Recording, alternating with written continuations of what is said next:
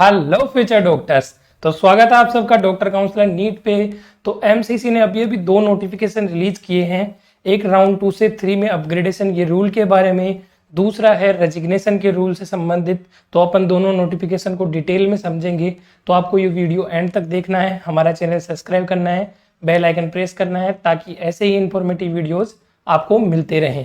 Video शुरू करने से पहले मैं आप सभी को बताना चाहूँगा कि डॉक्टर काउंसलर के पेड काउंसलिंग प्रोग्राम में एक स्पेशल ऑफर चल रहा है राजस्थान के स्टूडेंट्स के लिए।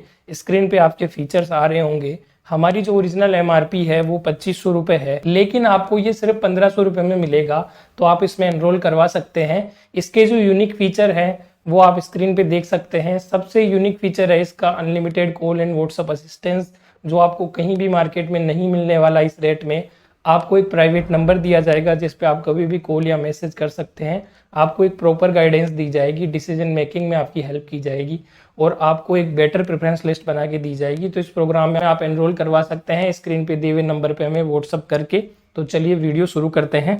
तो एमसीसी की वेबसाइट पे जाके आप नोटिफिकेशन डाउनलोड करेंगे तो ये वाला नोटिफिकेशन आपको दिखेगा अपग्रेडेशन के रूल्स का, जो आपकी स्क्रीन पे दे रखा है। हमने जो रूल्स बताए थे वो इन्फॉर्मेशन बुलेटिन में दे रखे थे, तो वही रूल लगभग है।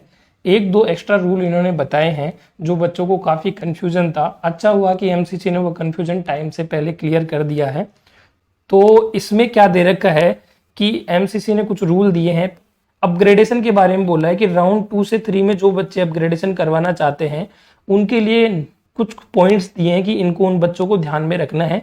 पहला पॉइंट है round 1 candidate who did not get upgraded in round 2 and want to participate in round 3 of UG counseling may fill choices for upgradation in round 3 since their willingness will be taken yes automatically। मतलब जिस candidate को round 1 में seat मिली थी और उसने round 2 में upgradation पे डाला था और उसको अपग्रेड नहीं हुई कॉलेज, नॉट अपग्रेडेड, मतलब राउंड 1 वाली कॉलेज ही रह गई है, तो वो डायरेक्ट चॉइस फिलिंग कर सकता है राउंड 3 में।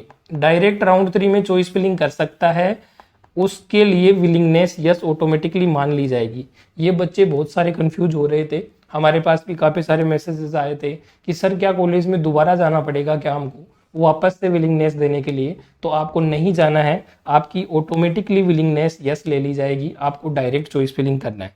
तो ये पॉइंट एमसीसी ने क्लियर कर दिया है। फिर नेक्स्ट पॉइंट है कि freshly allotted candidate of round 2 may fill choices for upgradation in round 3 by giving willingness as yes at the time of reporting for round 2 seat at allotted college। मतलब जो round 2 से 3 में upgrade करवाना चाहते हैं और राउंड 2 में उनको फ्रेशली अलॉटेड हुई है कॉलेज, तो वो रिपोर्ट करवाएं यहाँ पे जाके और यहाँ पे जाके यस भरें विलिंगनेस के लिए अगर इनको अपग्रेड करवाना है।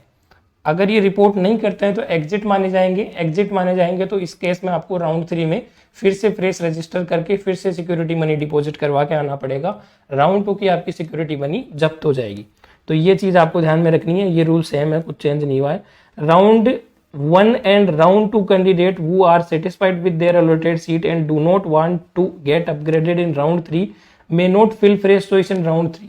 मतलब जिनको राउंड 1 या 2 में कोई सीट मिल चुकी है और वो सेटिस्फाई है उससे, तो वो फ्रेश चॉइस फिल ना करें। वो चॉइस फिल ना करेंगे, उनको अलॉट नहीं होगी, उनकी पुरानी सीट ही रिटर्न हो जाएगी।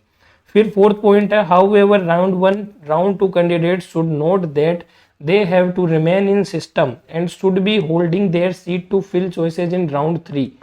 if a candidate has resigned round 1 round 2 seats she will have to pay full fees again to participate in round 3। मतलब आपने राउंड 1 या राउंड 2 में की सीट से रिजाइन कर दिया या राउंड 2 में आपने एग्जिट किया है तो आपको राउंड 3 में फिर से फ्रेश रजिस्टर करवा के आना पड़ेगा, दोबारा से फुल पेमेंट करके आना पड़ेगा अगर आपको राउंड 3 में पार्टिसिपेट करना है। अगर किसी कैंडिडेट को अपग्रेड करवाना है राउंड 2 से 3 में, तो अपग्रेडेशन ऐसे नहीं होता है कि आपने एग्जिट कर दिया और राउंड 3 में आप पार्ट ले रहे हो प्रेस रजिस्ट्रेशन करवा के, तो उसको अपग्रेडेशन नहीं बोलेंगे अपन। अपग्रेडेशन का मतलब होता है आपके पास एक सीट होनी चाहिए, उसको होल्ड करते हुए आप अपग्रेड करते हैं, उस चीज़ को अपन अपग्रेडेशन बोलते हैं। तो राउंड 2 में जो सीट आपको मिली है उसको आप ज्वाइन करिए और विलिंगनेस में यस डालिए, अपग्रेडेशन आपका राउंड 3 में हो जाएगा। अदरवाइज आपको सीट पसंद नहीं है तो उसको एग्जिट मार दीजिए, राउंड 3 में फिर से फ्रेश रजिस्ट्रेशन करवाइएगा और वहाँ पे आप फ्रेश चॉइस फिल करिएगा, आपको कॉलेज अलॉट हो जाएगी। अब यहाँ पे बहुत बड़ा कंफ्यूजन बच्चों के दिमाग में आ रहा है कि सर राउंड 2 में कॉलेज मिली है, दूर मिली है, क्या करना चाहिए, ज्वाइन करना चाहिए, एग्जिट करना चाहिए। तो ये डिपेंड करता है टोटली आपकी रैंक पे कि आपकी रैंक क्या है, सेफ हो कि नहीं हो आप। सेफ तो देखो लगभग 99% सभी सेफ है, क्योंकि राउंड 3 की जो कट ऑफ है वो राउंड 2 से डाउन ही जाने वाली है, इसलिए डरने की बात नहीं है। बस रिस्क इतना सा हो सकता है कि जो कॉलेज आपको राउंड 2 में मिली है उसमें राउंड 3 में सीट ना बचे, वो राउंड 2 वाली कॉलेज अच्छी है तो उसको आप ज्वाइन कर लीजिए। अगर आपकी कॉलेज दूर है या बेकार कॉलेज आपको पसंद नहीं आ रही है तो उसको आप एग्जिट कर सकते हैं, कोई दिक्कत नहीं है। मैं अपनी तरफ से ये सलाह देना चाहूँगा कि अगर आपकी 20,000 के अंडर रैंक है तो आप एग्जिट कर सकते हैं, कोई दिक्कत नहीं है अगर आपको सीट पसंद नहीं है। अगर आपको सीट पसंद है, आपको अच्छी वाली टॉप कॉलेजेस मिली हैं, तो आप एग्जिट मत करिए, उस सीट को होल्ड कर लीजिए, रिपोर्टिंग करवा दीजिए और अपने स्टेट के राउंड 2 में भी देखिए। स्टेट के राउंड 2 में आप चॉइस फिलिंग करके रिजल्ट आ जाए, देखिए रिजल्ट में आपको अच्छी कॉलेज मिल जाती है तो आप ऑल इंडिया के राउंड 2 से रिजाइन कर सकते हैं, कोई दिक्कत वाली बात नहीं है। क्लियरली बोला है एमसीसी ने कि आप राउंड 3 की चॉइस फिलिंग होगी उससे पहले आप एआईक्यू से रिजाइन कर सकते हैं। और जो मार्जिन वाले बच्चे हैं जैसे 21-22 हज़ार वाले हैं तो वो ज़्यादा बेटर होगा कि वो जाके ज्वाइन कर लें सीट को, ताकि कोई रिस्क ना फेस करना पड़े इसको। तो इसमें मैं क्या है डिटेल में एक एनालिसिस वीडियो और बना दूंगा कि आपको ज्वाइन करना है, एग्जिट करना है, तो आप हमारा चैनल सब्सक्राइब करके रखिए, बेल आइकन प्रेस करके रखिए, उस वीडियो में आपको क्लियरली एक्सप्लेन कर दूंगा सारा। तो चलिए वापस टॉपिक पे आते हैं। तो नेक्स्ट 5th जो पॉइंट है वो ये है कि एनी राउंड 2 कैंडिडेट वो वांट टू रिजाइन, मतलब जिन बच्चों को रिजाइन करना है, मतलब स्टेट क्वाटा में जाना है उनको, स्टेट क्वाटा में राउंड 2 में बच्चे जाना चाहते हैं तो वो जा सकते हैं क्लियरली, लेकिन उनकी सिक्योरिटी मनी गायब हो जाएगी, सिक्योरिटी मनी आपको नहीं मिलेगी और वो राउंड 3 में फिर से आ सकते हैं फ्रेश रजिस्ट्रेशन करवा के सिक्योरिटी मनी देके। तो ये कब तक रिजाइन कर सकते हैं, ये चॉइस फिलिंग स्टार्ट होती है ना राउंड 3 की, एआईक्यू की राउंड 3 की चॉइस फिलिंग स्टार्ट होती है, उससे पहले तक रिजाइन कर सकते हैं, तो कोई टेंशन वाली बात नहीं है। बहुत सारे बच्चे सवाल कर रहे थे कि सर 28 को राजस्थान का रिजल्ट आ रहा है तो 29 को सर हम रिजाइन करके ले आए क्या, जो एआईक्यू में हम सीट ज्वाइन कर लेते हैं और वहां से रिजाइन करके हम डॉक्यूमेंट ला सकते हैं क्या और राजस्थान में जमा करा सकते हैं? क्लियरली आप करा सकते हैं, कोई टेंशन वाली बात नहीं है। इसलिए अगर आपको डर लग रहा है, आपको इनसिक्योरिटीज फील हो रही है, तो एआईक्यू राउंड 2 में जो सीट आपको मिली है उसको जाके ज्वाइन कर लीजिए, डॉक्यूमेंट जमा करवा दीजिए और राजस्थान के राउंड 2 के लिए अप्लाई कर दीजिए साथ में, ताकि राजस्थान के राउंड 2 में अगर आपको सीट मिलती है तो एआईक्यू के राउंड 2 से आप रिजाइन करके अपने डॉक्यूमेंट यहाँ पे सबमिट करवा दें। ये चीज आपको ध्यान में रखनी है। फिर नेक्स्ट लिखा है there will be no option of resignation after the start of choice filling of round 3, बाद में कोई रेजिग्नेशन का ऑप्शन नहीं होगा, राउंड 3 की चॉइस फिलिंग स्टार्ट होने से पहले ही आपको रिजाइन करना है। फिर 6 पॉइंट है if a candidate does not join the allotted seat of round 2-3 there will be exit with forfeiture, मतलब इसका मतलब है कोई बंदा अगर राउंड 2 और 3 की सीट नहीं ज्वाइन करता है तो वो एग्जिट हो जाएगा, इसी को तो एग्जिट बोलते हैं, उसकी सिक्योरिटी मनी गायब हो जाएगी। राउंड 2 में एग्जिट करता है तो राउंड 3 में आ सकता है फ्रेश रजिस्ट्रेशन और फ्रेश पेमेंट करके। राउंड 3 में एग्जिट करता है तो काउंसलिंग दी एंड, काउंसलिंग से बाहर हो जाएगा, एक्स्ट्रा वैकेंसी में अलाउड नहीं होगा। फुल प्रोसेस का वीडियो देखना है तो आप लिंक डिस्क्रिप्शन में दे रखा है, वहां से जाकर देख सकते हैं। राउंड 1 से एक्स्ट्रा वैकेंसी तक हमने पूरी प्रोसेस समझाई हुई है। फिर 7th पॉइंट की अपन बात करें, candidate who have exited with forfeiture in round 3 will not be able to participate in extra vacancy round and any further round, hence exit with forfeiture candidate of round 3 will be limited from counselling. मतलब वही बात है जो मैंने अभी बोली कि round 3 में अगर आप सीट छोड़ते हैं तो आप काउंसलिंग से बाहर हो जाएंगे। तो ये नोटिफिकेशन रेजिग्नेशन और अपग्रेडेशन के बारे में दे रखा है, ये अपग्रेडेशन वाला नोटिस है जो एमसीसी की वेबसाइट पे देख सकते हैं, इसका मैंने आपको बता दिया है।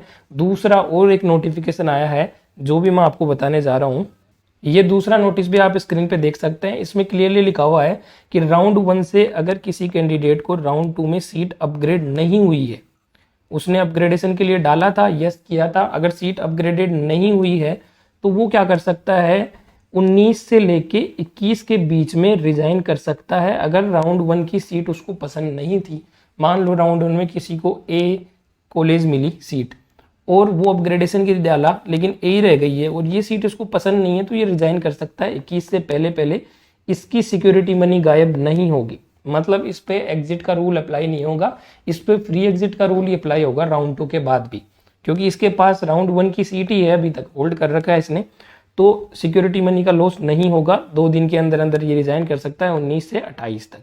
उसके बाद है ना, ये अगर रिजाइन करता है तो ये एग्जिट माना जाएगा। एग्जिट का मतलब होगा फॉरफीचर ऑफ फीस। ये मत सोचिए, कंफ्यूज मत होइए आप, बहुत सारे बच्चे कंफ्यूज हो रहे हैं कि सर 21 तक ही हम तो रिजाइन कर सकते हैं, राउंड 1 की सीट हमारी वही रह गई है राउंड 2 में, तो 21 तक भी हम रिजाइन कर सकते हैं, बाद में भी आप कर सकते हैं, लेकिन बाद में आपकी सिक्योरिटी मनी गायब हो जाएगी, पहले आपकी सिक्योरिटी मनी गायब नहीं होगी। फिर आपको फ्रेश रजिस्टर करके आना पड़ेगा राउंड 3 के अंदर। अगर आपको आप 21 के बाद रेजिग्नेशन देते हैं, 21 से पहले देते हैं तो सिक्योरिटी मनी आपकी बची रहेगी और आपको फ्रेश रजिस्टर करने की भी जरूरत नहीं है। तो ये चीज़ आपको ध्यान में रखनी है।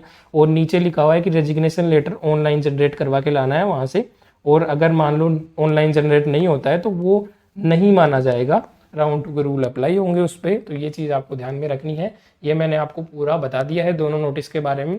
अगर आपको वीडियो पसंद आया तो हमारे चैनल को सब्सक्राइब कीजिए, बेल आइकन प्रेस कीजिए, वीडियो को लाइक कीजिए, शेयर कीजिए। अगर आप हमारा पेड काउंसलिंग प्रोग्राम लेना चाहते हैं तो स्क्रीन पे दिए हुए नंबर पे हमें मैसेज करें, कॉल करें। मिलते हैं नेक्स्ट वीडियो में, तब तक के लिए जय हिंद।